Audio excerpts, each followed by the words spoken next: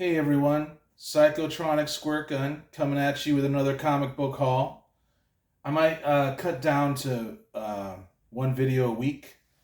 I'm thinking about that. But anyway, this is another half price books.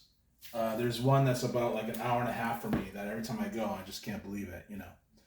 So I'm going to launch right into that. And so I got all these for like $1. Here's Fantastic Four, $3.43. It's Walter Simonson. His stuff later in his career, it's okay. Batgirls, 65.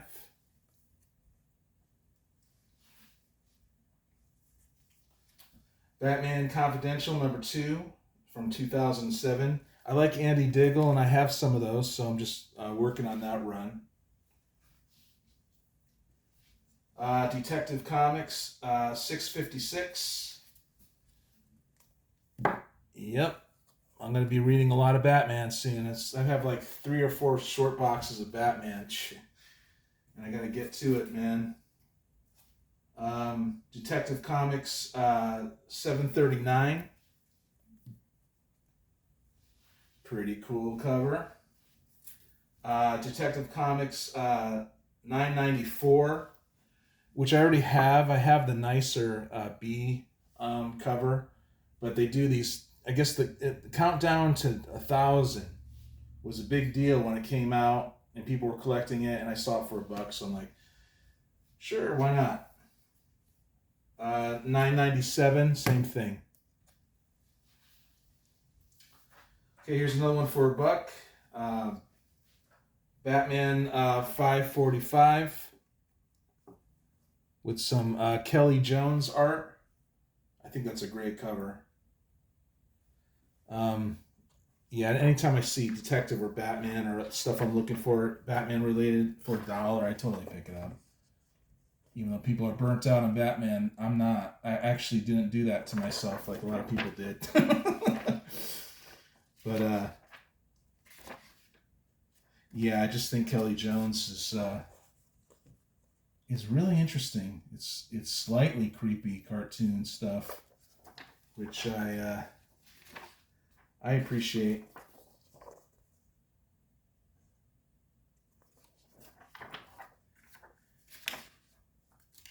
So yeah, that's all I'll probably show on this one. Well, no, I'll do a couple more.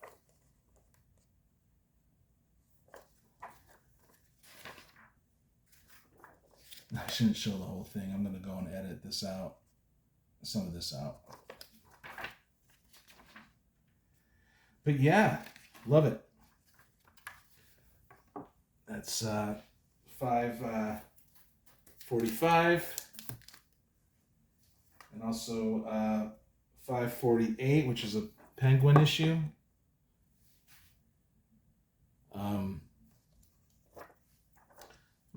Is that a symbol of some sort? But I just really am digging the art here. So I appreciate every time there's a pretty decent artist on an issue for cheap. And once you get the runs, a decent run, or then you can go after some keys and stuff. It makes it a lot more fun. I don't know if that's some kind of Egyptian symbol. Sometimes that stuff happens, seeps up from the unconscious or whatever.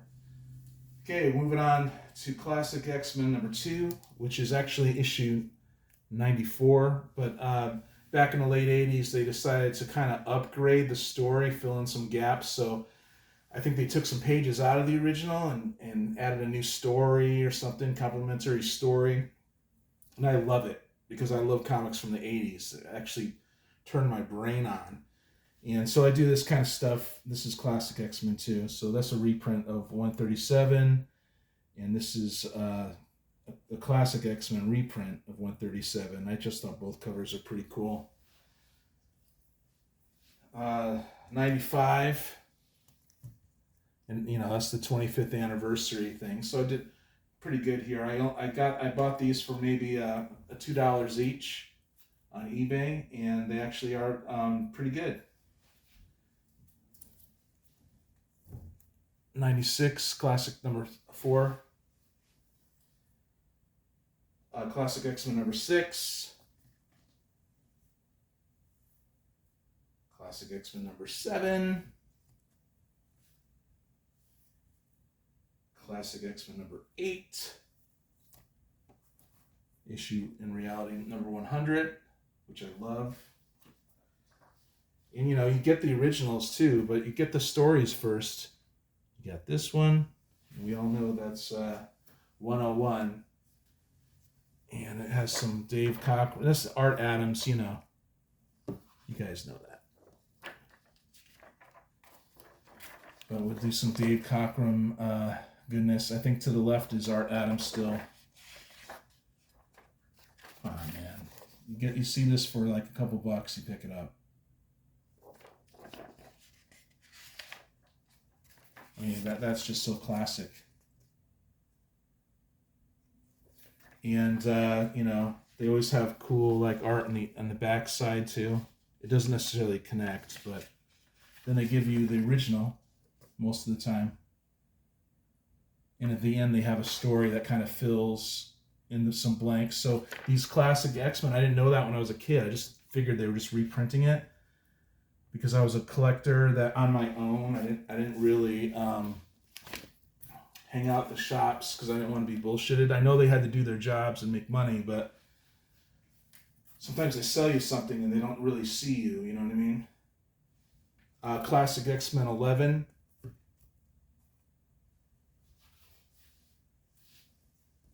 Classic X-Men number 12. That's an homage. An awesome homage to the original, right? Except you got the newer team, the all new different X-Men team.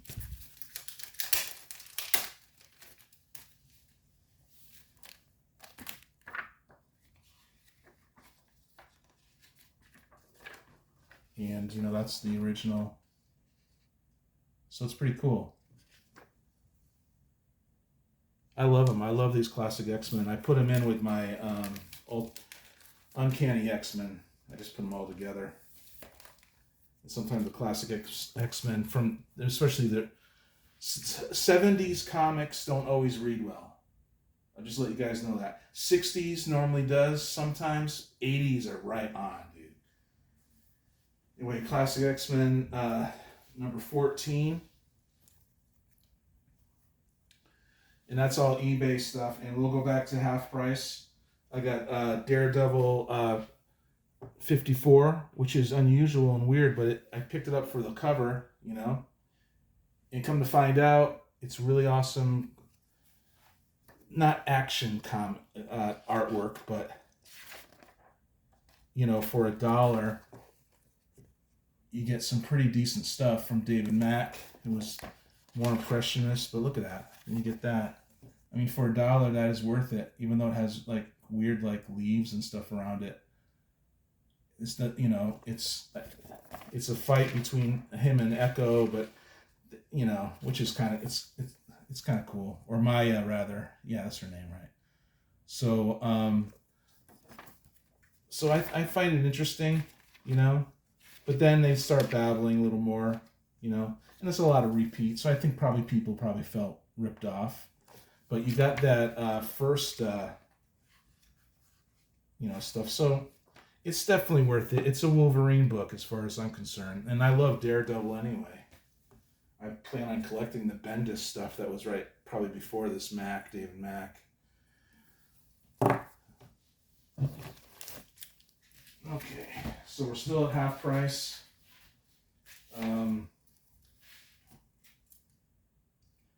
So here's X-Men, just regular X-Men from the 90s. 40. I like Legion. I like that Age of Apocalypse stuff, and you know, I like that character, but I don't really know these later stories. 321, pretty cool. I just appreciate the mutants now. I think that the whole thing about them was very interesting. You know, the mutation of genes and what that could do to somebody, and how, you know, and also like how they were hated. You know, I don't, in the time traveling and all the weird cool stuff about it, $2.93 of Uncanny. So that was for $1 too, I think, right? Yeah, which is, you know, it's a later one. That's a cool cover though. And I just picked up these Uncanny X-Men, and I'm really happy that I'm starting to fill out my Uncanny X-Men from the 80s, because that's the stuff that I really relate to and really love. So $2.38, and I got it for $3.50, and it's pretty clean, and it's nice, and it's a great cover. $2.37 for $3.50. And that is a classic story of Wolverine and Rogue. You know, I love those stories when Wolverine's just one-on-one with someone. I think Claremont did pretty good with that. Okay, so for $3, I got $2.33, The Brood. And of course, you know, I got $2.32 for $3. I'm pretty happy with that. That's a near mint for $3. So I'm definitely stoked about that. $2.31 for $1.50. It's a newsie, you know. Yeah. $2.19, and Havoc joins the group, so I spent $4.50 on that, but they're near mint, and I see those normally for $7 or $8 in the LCS, and you know, you can get them cheaper on eBay, but you don't know what. I get this, you know. I really do. You're supposed to go for the nicer near mints because they're cleaner and they read better. And here's a classic one as far as I'm concerned. $177 for $4.50. Everyone loves these Wolverine covers. And $170 for $4.50. This is when Storm becomes leader of the Morlocks. And what X-Men fan doesn't love that? So there you have it, dudes. Oh my god, I totally fucking screwed this video up. What do you guys think?